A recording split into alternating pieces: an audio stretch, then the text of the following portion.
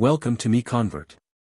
In this tutorial, I will show you how to convert VRML files to DXF format, completely free and online.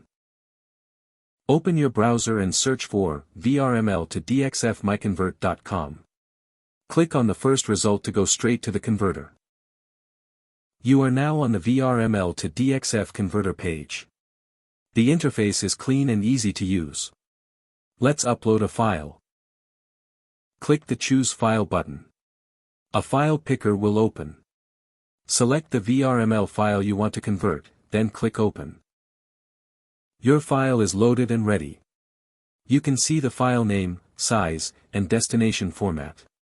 Click Convert now to start the conversion. The conversion is in progress. You can see the progress bar moving. This usually takes just a few seconds. Done. Your file has been successfully converted. Click Download to save the DXF file to your computer. That's it.